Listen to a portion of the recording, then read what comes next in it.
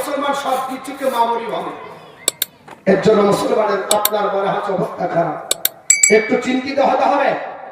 আর যদি চিন্তিত না হন, যদি প্রতিবাদী শক্তি না থাকে, তাহলে আপনি কখনো প্রতিবাদ করতে পারবেন না। অন্তত পক্ষে প্রতিবাদী শক্তি তৈরি করতে হবে। ঠিক বলছি না ভুল বলছি বাপ? ঠিক বলছি না? প্রতিবাদ করতে পারে, ছবল না মানে ফুস করতে হবে। তারা বুঝবে এরাও জিন্দা আছে, না মুর্দা ভাবে। এরা জিন্দা আছে, এটা বুঝতে হবে যে আমরাও আছি। ভারতবর্ষের মাটি থেকে আমরা ডিলেট হয়ে যাইনি, কারণ ভারত কারো বাপের পৈতৃক সম্পত্তি নাই। আপনার বলা আছে 2025 সালে দাঁড়িয়ে নভেম্বর মাসের 3 তারিখে এক গাঁজাখোর সবসময় তো উল্টা পাল্টা বলে। এই নেতা আপনার বলা আছে যার বাপের ঠিক নাই, কোন সময় বাপকে বলছে যে আমার বাপ হচ্ছে নরেন্দ্র মোদী, মানে আমি মোদীর বেটা। সে বলছে 24 ঘন্টা তোমাদের টাইম। বাংলাদেশের বর্ডার আছে, যারা রোহিঙ্গা আছো, বাংলাদেশে আছো, 24 ঘন্টার মধ্যে চলে যাও। মনে হয় বাপের, আপনার বাপের, ভারতবর্ষের বাপের সম্পত্তি আমাদেরকে ভারত থেকে তাড়িয়ে দেবে। আরে ভারতবর্ষ আমাদের বাপের সম্পত্তি, কারণ ভারতের সর্বপ্রথম জেনে নিয়ে এসেছিলেন তিনি হচ্ছেন আমাদেরই আদি পিতা আদম আলাইহিস সালাম। কে? একটু জোরে বলেন।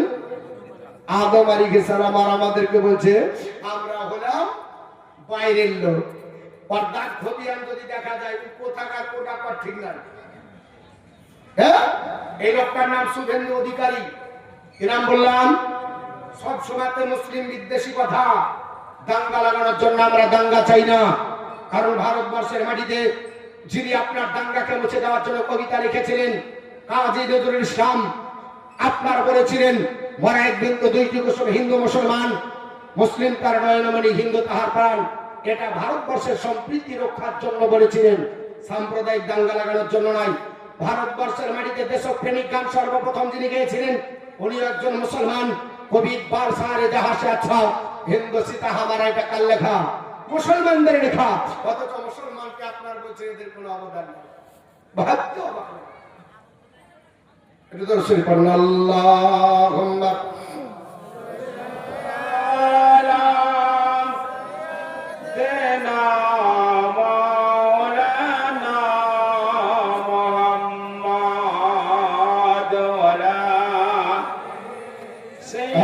سيدنا مولانا محمد صلى الله عليه وسلم।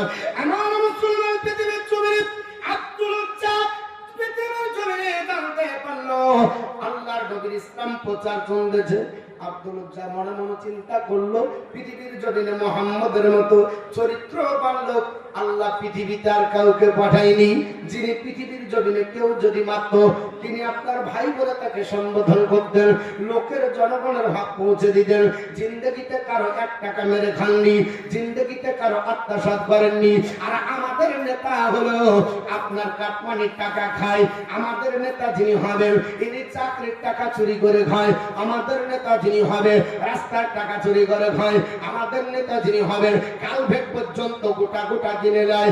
এই আপনার মনে হয়েছে হাঙর মাছের চাইতে এর পেট বড়। আর আল্লাহ নবীর চরিত্র কত সুন্দর, দেখুন জনগণের হক পৌঁছে দিয়েছে।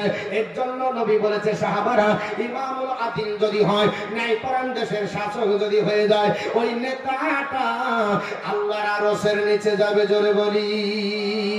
তদন্তকালে আব্দুল উজ্জা ডাকতে বলল পৃথিবীতে যদি মহামানব আমার আল্লাহ পাক পৃথিবীতে পাঠায় অন্য কোন ব্যক্তি হবে না, তিনি আব্দুল্লাহর পোতা আপনার মুহাম্মদ সাল্লাল্লাহু তাআলা আলাইহি ওয়াসাল্লাম হবে। মনে মনে চিন্তা ভাবনা করলো আমি তার হাতে হাত দিয়ে কলমা পড়ে মুসলমান হব। ঘটনাক্রমে আল্লাহর হুকুম হয়ে গেল, আল্লাহর ইচ্ছা হলো। বলে হাবিব আর থাকতে হবে না। আপনার 53টা বছর ধরে মক্কার জিন্দেগি কাটালেন, এখন মদিনায় চলে যান। বাকি জিন্দেগিটা আমি আল্লাহ পাক আপনার জন্য নির্দিষ্ট করেছি ওই মদিনায়, যে মদিনায় গেলে মদিনা পর্যন্ত ধন্য হয়ে যাবে। ও মদিনার মাটি রে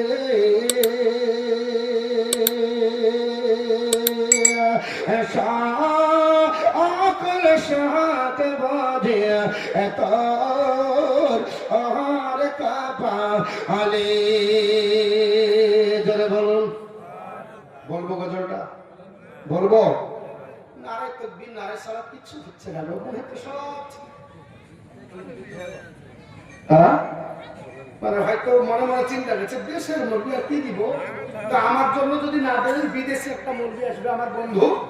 হ্যাঁ মরানা আপনার মনির ইসলাম ওনার জন্য একটু নারে তাকবীর ধ্বনি দিবেন।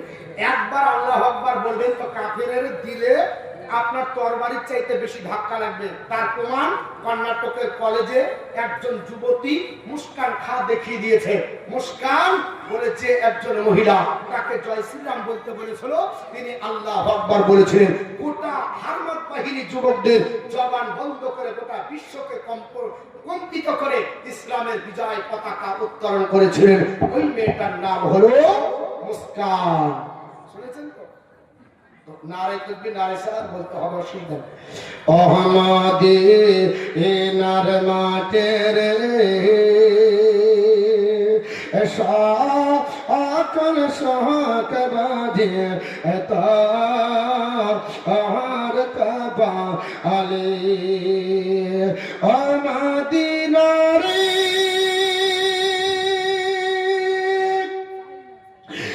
তোর বুকে আমার নবী যারে প্রেমে পাগল সবই যারে তোর হইল সৃষ্টি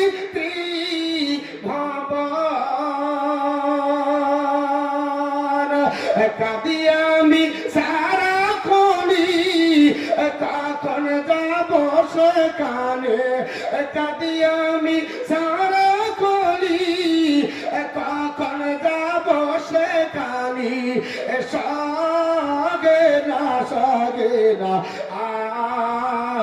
আর প্রাণী ওহমদি হিনার মাটির সকল শোক বোঝে আর কপালে ও মদিনারে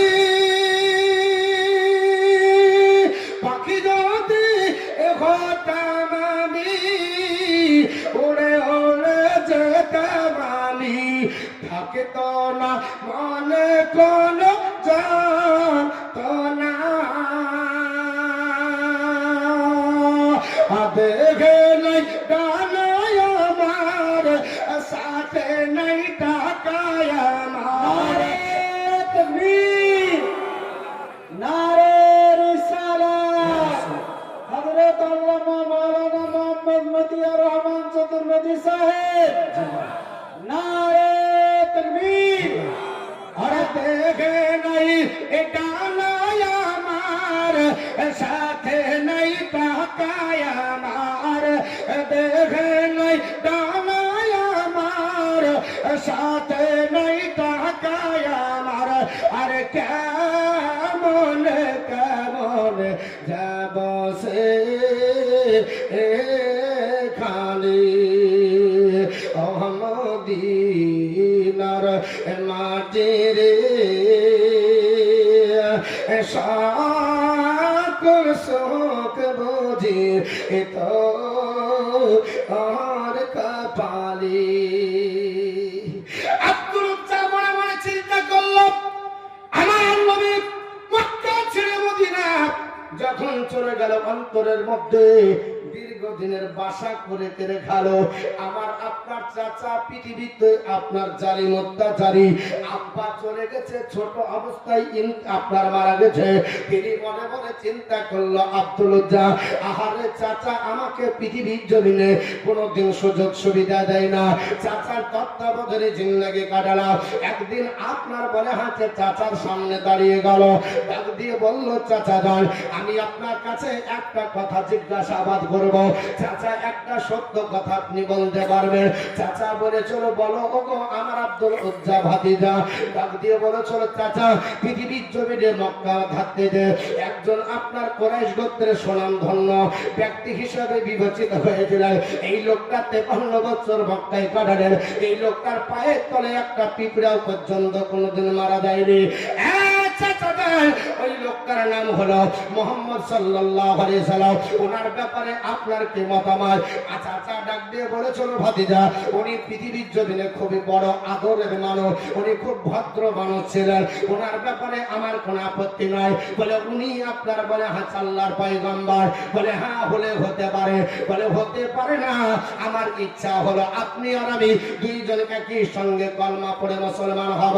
চাচা ডাক দিয়ে বলেছিল হে ভাতিজা আমি তাকে সত্যবাদী বলে মানতে পারি, তাকে স্বনামধন্য বলে মানতে পারি, একজন আপনার বলে হাতে দায়িত্ববান আপনার পুরুষ বলে মানতে পারি, কিন্তু মুসলমান হব না, আমার বাপদাদার ধর্ম ধরিসাত করব না। কারণ পৃথিবীর জমিনে বাপদাদার ধর্ম যারা মানে এরা নিজে থেকে মেনে নিয়েছে। আমার আল্লাহ পাক বলেছে আপনার ইনিল হুকম ইল্লাল্লাহ, একমাত্র আল্লাহরই হুকম চলবে, কারো হুকুম চলবে না। আমরা আল্লাহ তা'বুদু ইল্লা ইয়াহু, আল্লাহ পাক বলেছি আমি আল্লাহ হুকুম করেছি একমাত্র আমি আল্লাহর ইবাদত করো, পৃথিবীর জমিনে কারো ইবাদত করা যাবে না। ডাক দিয়ে বলল বলে চাচা তাহলে তুমি কার ইবাদত করবে? বলে আমাদের লাতুজ্জাত মানাতে। বলে তুমি ইসলাম কবুল করবে না? বলে আমি ইসলাম কবুল করব না, আমি ব্যর্থ ভাষায় তোমাকে জানিয়ে দিলাম আমার জীবন চলে যাবে, আমি ইসলাম আপনার কবুল করব না। আব্দুল বলেছি চাচা আপনার তত্ত্বাবধানে আছি, আপনার খাই করি, আপনার বাড়িতে থাকে। চাচা আপনার বলা হয়েছে ভাই আমার আব্বাজান ইন্তিকাল মারার পরে আমি তোমার তত্ত্বাবধানে থাকি, কিন্তু ইসলামের আপনার বলা হয়েছে যখন প্রচার শুরু হলো আমি তার কলমা পড়ে মুসলমান হওয়ার জন্য জিন্দেগি কাটানোর জন্য চিন্তা করেছিলাম, কিন্তু আপনার ভাই কোনোদিন ইসলাম আপনার গ্রহণ করতে পারলাম না, আর আপনি আমাকে সাহায্য করলেন না, আর ইসলাম কবুল করবেন না বলে ঘোষণা যখন দিলেন তখন আপনার সামনে দাঁড়িয়ে আমি ইসলামের কলমা পড়ে দিলাম লা ইলাহা ইল্লাল্লাহু মুহাম্মাদুর রাসূলুল্লাহ সাল্লাল্লাহু আলাইহি ওয়াসাল্লাম। আব্দুল কলমা বলল চাচা ডাক দিয়ে বলবে ভাতিজা কলমা তুমি কার সামনে পড়লে দাঁড়িয়ে? বলে আমি জানি তুমি আমার চাচা অত্যাচার করবে, বলে তোমাকে আজ থেকে খাবারের থালি বন্ধ করে দিলাম।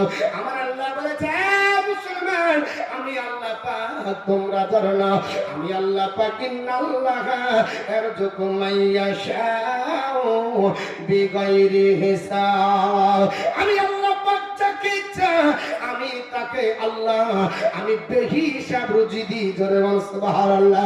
আব্দুল চার আপনার বলে হাতে ডাক দিয়ে বলল এ ভাতিজা খাবার বন্ধ হয়ে গেল, ইসলাম তুমি ত্যাগ করবে কলমা ত্যাগ করবে না আমার বাড়ির আপনার আরামের খাবার খাবে?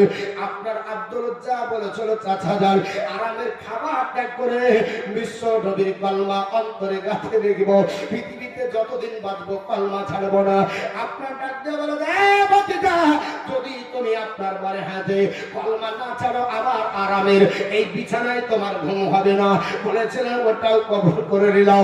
ডাক দিয়ে বলেছিলেন ভাতিজা পৃথিবীর জমিনে আমার ভাইয়ের সয় সম্পত্তির অধিকার তুমি আপনার ভাবে, উনি বলেছিলেন সম্পত্তির অধিকার থেকে তোমাকে বঞ্চিত করা হবে। আব্দুল যা বলেছিল তাও অসুবিধা নাই। শেষ পর্যন্ত ডাক দিয়ে বলল ভাতিজারে তুমি কলমা ছাড়বে না, ইসলাম ত্যাগ করবে না? বলে না। বলে যে পরনের জামাটা পরে আছো যে লুঙ্গিটা পরে আছো ওটাও আমারটাও টাকা আপনার বলে হয়েছে কিনা? এ ভাতিজা এর পরিণামে তোমাকে জামা দিতে হবে। জোর করে জামা কেড়ে নেওয়া হলো, আপনার লুঙ্গিটা কেড়ে নেওয়া হলো। একজন যুবক আপনার আব্দুল পেটচুট করে দেওয়া হলো। ওই অবস্থায় আব্দুল পৃথিবীর জমিনে আপনার বলে আছে নিত্যের গোপ্তাঙ্গকে আপনার ঢেকে ধরতে ধরতে মায়ের দরজার কাছে পৌঁছতে হলো। মা আজ আপনার আমাকে একবার দেখো। মা আপনার দরজার কাছে দাঁড়িয়ে গেল। মা যুবক ছেলের এই উলঙ্গ অবস্থা দেখে আপনার নিজের চোখ দুটোকে আপনার জড়িয়ে ধরে ডাক দিয়ে বলল বেটা এই অবস্থা তোমার কে করলো? বলে আমার চাচা যান আমার জন্য আপনার ও জুলুম করেছে, আমার জমি জায়গা থেকে বঞ্চিত করেছে, আমার খাবার থেকে বঞ্চিত করলো, আমাকে আপনার বলে আছে বাড়ি থেকে তাড়িয়ে দিল। মা কোনো আপত্তি নাই, কিন্তু আমাকে পরনের রোগীটা পর্যন্ত দিল না, আমাকে জামাটা দিল না। অপরাধ তো আমি কোনোদিন চাচার করিনি, চাচার সঙ্গে মুখ করে কথা বলিনি, তার প্রতিবাদ কোনোদিন করেনি। অপরাধ হলো বিশ্ব নবীর কলমা পড়ে মুসলমান হয়েছে বলে এই পৃথিবীর জমিনে মুসলমান হওয়ার কারণে আজ আমাকে চাচা সব জিনিস থেকে বঞ্চিত করলো। মা তুমি আমার ইজ্জত রক্ষার জন্য অন্তত মদিনা যাব। দুর্গম রাস্তা অতিক্রম করে প্রায় 400 কিলোমিটার রাস্তা অতিক্রম করে মক্কা ছেড়ে মদিনা যাব। একটা আমাকে পরনের কিছু দিতে পারবে? দয়ার হাবিবের কাছে দাঁড়িয়ে যাব কি বলে? উলঙ্গ হয়ে দাঁড়াতে পারা যায় না। সেই দিন মা বলেছিল, বেটা তোমাকে আপনার বলে হাতে কি দিব? ওই মা সেই দিন দিয়েছিল একটা ছিঁড়া কম্বল। ওই কম্বলটাকে দুধান করার পরে মুসলমান এমনি ইসলাম আসেনি, এমনি মুসলমানের প্রচার হয়নি। কত ঘাত প্রতিঘাত সহ্য করতে হয়েছে, কত জীবন দিতে হয়েছে, কত নারী বাবা হয়েছে, কত বাচ্চা বাবারা হলো, মা খারাপ হয়েছে। পৃথিবীর জমিনে মুসলমান সেই ইতিহাস আমরা ভুলে যাইনি। হযরতে আপনার বলে হয়েছে ওনার নাম আব্দুল্লাহ রাখা হয়েছিল, কিন্তু আব্দুল উজ্জা পৃথিবীর জমিনে মায়ের কাছে ওই কম্বলটা লাগার পরে একটা থান দিয়ে কোন রকমে নিজের প্রত্যঙ্গটা ঢাকলেন, একটা থান নিজের গায়ে দিয়ে দুর্গম রাস্তা 450 কিলোমিটার বা 400 কিলোমিটার পাহাড় পর্বত অতিক্রম করে আল্লাহর নবীর দেশে ও মদিনা মসজিদে নববীতে যেদিন আপনার প্রবেশ করেছিল, আল্লাহর নবী মিম্বারে দাঁড়িয়ে আমার আপনার বলে আছে বিশ্ব নবী কাকে বলছে, আমরা একটু রাস্তা ছেড়ে দাও, একটু রাস্তা ছেড়ে দাও, আমার জান্নাতি সাহাবীকে আসতে দাও। এ তাকবীর, নারে রিসালাত, মাসলাক আলা হযরত, জলসা কমিটি, নারে তাকবীর, নারে রিসালাত। আব্দুল উজ্জা এই অবস্থায় নবীর কাছে যাচ্ছেন। সাহাবীরা অবাক, নবী বলছে ছেড়ে দাও, আমার মিম্বারের কাছে আসতে দাও। আমার আপনার বলে হয়েছে সাহাবীর বড় আপনার মূল্যবান সম্পত্তিমান। সবাই দেখে অবাক। আব্দুল্লাহ আপনার আব্দুল উজ্জা গেল, যাওয়ার পর নবী জিজ্ঞাসা করে কেন তোমার এই অবস্থা? ইয়া রাসূলুল্লাহ, মক্কাতে ইচ্ছা করেছিলাম কলমা পড়ে মুসলমান হব, কিন্তু নবীকে পারিনি, অত্যাচার হবে বলে চাচা আমাকে বাধা দিয়েছিল, মক্কার নেতারা বাধা দিয়েছিল। শেষ জীবনে যখন আপনি মক্কা ছেড়ে মদিনা আসলেন, জিন্দেগির দিকে তাকিয়ে দেখলাম না, নবীর সংস্পর্শে যদি না যাই কিয়ামতের দিন জাহান্নামে যেতে হবে। জাহান্নামের আগুন সহ্য করতে পারবো না, যে জাহান্নামের অগ্নিকুণ্ডকে আপনার বলে হাতে সহ্য করা যাবে না। আপনার বলে হাতে আল্লাহ পাক বলেছে ইন্না জাহান্নামা কানাত মিরসাদা, নিশ্চয় জাহান্নাম মুখ পেতে বসে আছে। লিতাগিনা মাবা, জাহান্নামে যাবে আল্লাহর আপনার বাধ্য বান্দা বান্দি। লাবিসিনা ফিহা আহকাবা, যুগ যুগ ধরে জাহান্নামে থাকবে। জাহান্নামে যখন পুড়তে থাকবে, লা ইয়াজুকুনা ফিহা বারদা ওয়ালা সারাবা, খাবার ঠান্ডা খাবার থাকবে না, পানি জাহান্নামে থাকবে না। সবাই আপনার চিৎকার করে বলবে আল্লাহ একটু পানি দাও, পানি দাও, পানি দাও। তখন আল্লাহ পাকের ফেরেশতাকে আল্লাহ হুকুম করবে, টকবকে আপনার পানি ফুটা থাকবে। ইল্লা হামিমা ওয়া কাসাকা, ফুটন্ত টকবকে পানি মুখে দেওয়া হবে। আপনার পেটে গেলে সমস্ত আপনার নাড়ি ভুঁড়ি পচে গলে সব আপনার বলা আছে পায়খানা পেশাবে তার দিয়ে বেরিয়ে যাবে। অকাসাকা, আর দেওয়া হবে পুজ। এই জিনিসটা পান করতে দেওয়া হবে। কেন? বিফাকা, যেমন কর্ম তেমন ফল। দুনিয়াতে ইসলাম তুমি ত্যাগ করেছো, দুনিয়াতে নবী ত্যাগ করেছো, আল্লাহর ধর্ম ত্যাগ করেছো, আল্লাহ পাক থেকে দূরে ছিলে। পৃথিবীর জমিনে তুমি আপনার দূরে থাকার জন্য জাহান্নামের আগুন আপনার সহ্য করতে হবে। এর জন্য আমি চিন্তা ভাবনা করে আজ আপনার পৃথিবীর জমিনে আপনার কলমা করে যখন চাচার সামনে সাক্ষী দিয়েছিলাম, চাচা আমাকে জমি থেকে বঞ্চিত করে দিয়েছে, তবুও মেনে নিয়েছিলাম। আমাকে ভাতের থাল কেড়ে নিয়েছে, আমি তবুও আপনার সহ্য করেছি। আমার বিছানা থেকে আমাকে তাড়িয়ে দিয়েছে, তবু আমি সহ্য করে নিয়েছি। যেই দিন চাচা আমার আপনার বাড়ি হাতে পরনের আপনার জামাটা কেড়ে নিল, তবুও সহ্য করেছি। যেই দিন আমার আপনার পরনের লুঙ্গিটা কেড়ে নাই, সেই দিন বেইজ্জত হয়ে উলঙ্গ অবস্থায় মায়ের দরজায় দাঁড়িয়েছিলাম। ইয়া রাসূলুল্লাহ, আমার মায়ের আপনার আব্বা দেওয়া কম্বলটা আমার মায়ের কাছ থেকে আমি আপনার কাকতি বিনতি করে জোর হাত করে নিয়ে এসে 2 ভাগ করে 1 ভাগ আমি নিজের আপনার পরনে করে ইজ্জতটাকে রক্ষা করেছি, একটা গায়ে দিয়েছি। ইয়া রাসূলুল্লাহ, আমি ঈমান আনার কারণে আমি কিছু আনতে পারিনি। আমার সাহাবী, তুমি আমার ঈমান যখন নিয়ে এসেছো, কলমা যখন করেছো, আজ তোমার মর্যাদা আজকে অন্য সাহাবীদের সম্মুখে নয়, তোমার মর্যাদা আমার আপনার আছে যারা আপনার বলা আছে পৃথিবীর জমিনে শ্রেষ্ঠ সাহাবী, যারা আপনার মসজিদে নববীতে আপনার বলা আছে আসহাবে সুফা থাকবে, তাদের আপনার দলে তুমি শিক্ষিত হবে, তাদের দলে তুমি শিক্ষা গ্রহণ করবে। এখানে কোরআন পড়ো।